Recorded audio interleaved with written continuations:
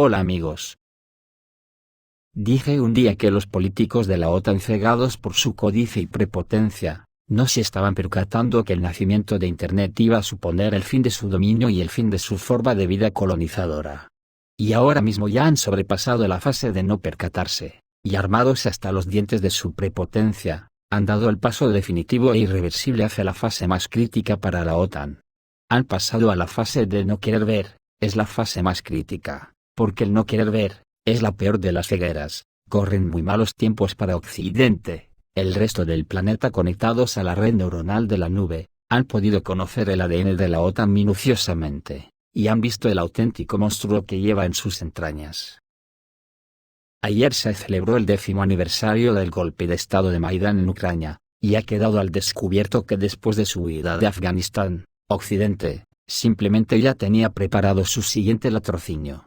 No le importa nada el destino de todo un pueblo, a la OTAN solo le interesa la guerra en sí, donde probar su armamento moderno, y al mismo tiempo que hacía que todos los países de la OTAN gastaran en esta guerra todo el armamento antiguo que ya había que desguazar.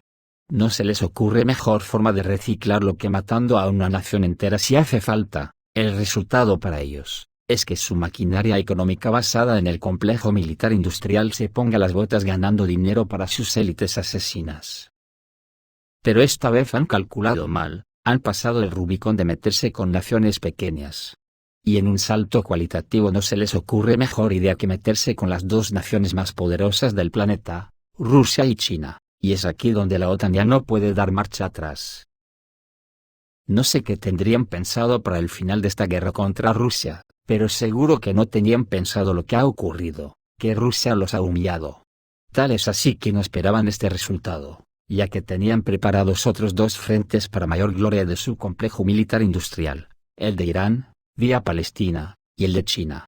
Y en un salto cualitativo a modo circense, han hecho un salto a lo, no va más, empezando los dos melones a la vez, uno en Palestina y el otro en Taiwán. Decía el otro día el periodista francés Gallagher Fenwick, en el canal de televisión LCI, que últimamente en las apariciones públicas de Putin, el presidente ruso luce una sonrisa de oreja a oreja, y que esta sonrisa de Putin ha hecho saltar las alarmas en todo Occidente porque es señal de lo mal que le van las cosas a la OTAN en Ucrania. Según Fenwick, los acontecimientos en el ámbito internacional se desarrollan en la dirección que Rusia necesita. Vladimir Putin sonríe. Ahora literalmente camina sobre el agua. Mira qué juguetón y alegre es el tono de Putin. Todo va como siempre quiso, afirmó. Según el periodista, esta situación en torno al conflicto en Ucrania señala un momento difícil para Occidente. Las estrellas se alinearon perfectamente a favor de Rusia, señaló el periodista.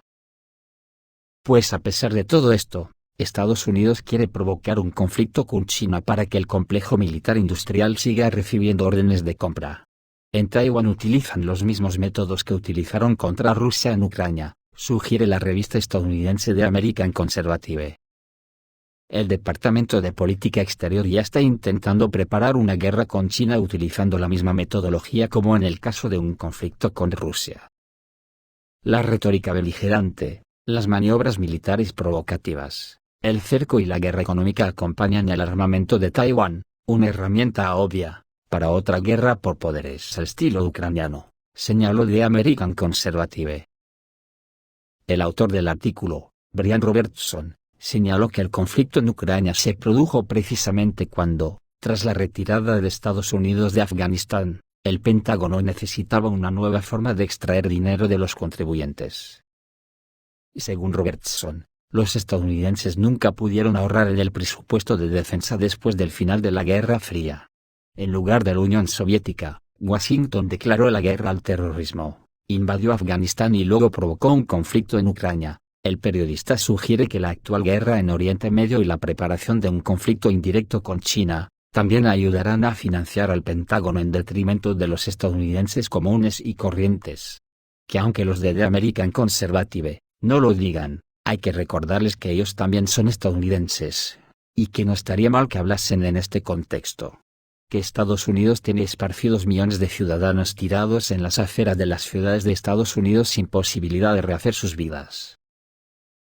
Todo Occidente en su conjunto Somos una pandilla de fascistas que solo buscamos camorra por todo el planeta, y por eso, mucho me temo que nuestros queridos líderes, no se detendrán ante nada, aunque sean conscientes de que se llevarán el planeta por delante. En el vídeo de ayer comenté el asunto de la labor de Malmete, que Macron intenta en Kazajistán, que por supuesto China y Rusia están intentando frenar, de momento diplomáticamente. Y que tampoco ha sido pasada por alto por Azerbaiyán, enemigo ancestral de Armenia, donde también la OTAN está malmetiendo para su lucha contra Rusia. Mirar lo que dijo ayer, y que Francia tuvo que escuchar de Ilham Aliyev, presidente de Azerbaiyán, y que todo ciudadano que habitamos en las naciones occidentales deberíamos conocer, porque nos retrata sin la posibilidad de corregir ni una coma. Dijo Ilham Aliyev, como presidente del movimiento de países no alineados, muchas veces he enumerado con hechos los innumerables crímenes contra la humanidad y las atrocidades cometidas por Francia en los países ocupados. Millones de personas inocentes en Argelia, Marruecos, Túnez, Malí, Djibouti, Nigeria, Chad, Senegal, Benín, Costa de Marfil, República Centroafricana, Gabón, Togo, Camerún, Vietnam, Unión de las Islas Gambar, Haití, y otros países, donde incluidas mujeres y niños, fueron asesinados por Francia. Francia también es directamente responsable del asesinato de más de 800.000 tutsis en Ruanda en 1994. El 20 de noviembre, el líder azerbaiyano Ilham Aliyev hizo una declaración a la prensa. Durante su discurso, anunció la disposición de su país a una paz justa con Armenia, y que había estado esperando durante 2 meses una respuesta de los dirigentes armenios sobre el proyecto de tratado de paz propuesto. Sin embargo, Ereván ignora los esfuerzos de Bakú por establecer una buena vecindad. En su opinión, Armenia no responde a los esfuerzos de Azerbaiyán porque recibe malos consejos, incluso de Francia, que desempeña un papel extremadamente destructivo en el Cáucaso meridional. Destacó que Azerbaiyán no necesita ninguna guerra. Al mismo tiempo, París, según sus palabras, está preparando el terreno para la desestabilización del Cáucaso meridional y un nuevo conflicto en la región. Aliyev señaló que Francia está armando a Armenia y no duda en hablar de ello con toda la comunidad mundial, burlándose de la seguridad internacional y regional. Si deciden iniciar una nueva guerra, no traerá ningún beneficio a Armenia, porque el resultado será el mismo y nadie les ayudará. ¿Francia les ayudó hace 3 años? No. ¿Les ayudó hace 2 meses? De nuevo no. ¿Qué pueden hacer después de esto? Nada, añadió el presidente de Azerbaiyán, que señaló que Francia tiene el récord de crímenes en la historia del colonialismo en el planeta. París debería avergonzarse de sus actos sangrientos y de los sacrificios de millones de personas. Por cierto, hablando del tema de África, llegan noticias de Rusia que podrían estar relacionadas con el general Sergei Surovikin, el general Armagedón que preparó la defensa por capas en Ucrania contra lo que se ha estrellado la OTAN. Que como ya conocimos aquí se filtró que fue enviado a África para reorganizar la influencia rusa después de Wagner. Pues hoy, según fuentes árabes, el Ministerio de Defensa ruso pronto creará el Afrika Korps, para operaciones en África, y ayudar a los países africanos soberanos a resistir la influencia neocolonial de Occidente, que está socavando su base de recursos. ¿Estará el general Sergei Surovikin detrás de esta reorganización rusa en África? El Ministerio de Defensa ruso tiene previsto crear en un futuro próximo una estructura separada para la cooperación técnico-militar y la coordinación de la presencia militar en el continente africano. Así lo informan los medios de comunicación árabes y otros recursos de información en el contexto de datos sobre los éxitos militares del gobierno de Malí, actuando en alianza con especialistas rusos. Según los medios árabes, estamos hablando de la formación del Cuerpo Africano, que ayudará a los países de este continente a defender su soberanía y resistir la influencia neocolonial de Occidente, que está extrayendo recursos. La formalización de la presencia militar oficial de la Federación Rusa en África ha estado en vilo durante la última década. Ahora, tal vez, esto se haga realidad. En cualquier caso, esto se ve facilitado por las exitosas actividades de los especialistas públicos y privados rusos, incluidos los combatientes de la compañía militar privada Wagner, asesores, instructores, técnicos y otras personas. Los rusos ya han visitado Libia, Burkina Faso, Malí, la República Centroafricana y varios otros estados africanos. Actualmente, los países occidentales están perdiendo terreno en el Sahel y otras regiones. Los Estados Unidos y las antiguas metrópolis coloniales, Gran Bretaña y Francia, no gozan de autoridad. Por eso están muy nerviosos ante las perspectivas de una mayor cooperación ruso-africana. Una ola de derrocamientos de gobiernos pro-occidentales se extendió por los países africanos, que fueron recordados por su monstruosa corrupción y anarquía. Por eso, hace unos años, muchos expertos empezaron a hablar de la primavera africana.